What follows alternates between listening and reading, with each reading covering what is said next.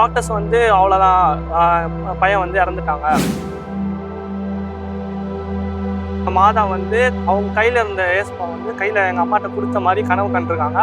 நான் ப்ரேயர் பண்ணி ஒன்று நடந்ததுன்றதை விட எங்கள் அம்மா ப்ரேயர் பண்ணி ஒன்று நடந்தது. ஆக்சுவலாக நான் பிறந்து உடனே வந்து எல்லா குழந்தைங்களும் அழுவாங்க.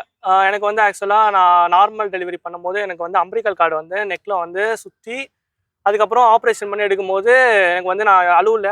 ஸோ டாக்டர்ஸ் வந்து அவ்வளோதான் பையன் வந்து இறந்துட்டாங்க.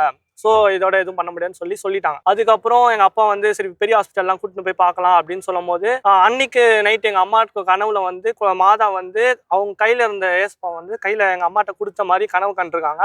அதுக்கு அடுத்த நாள் வந்து ஒரு டாக்டர் பீடியாட்ரிஷியன் வந்து ஆக்சிடென்ட் ஆகி வந்து ஹாஸ்பிட்டலுக்கு வந்து சேர்ந்திருக்காரு.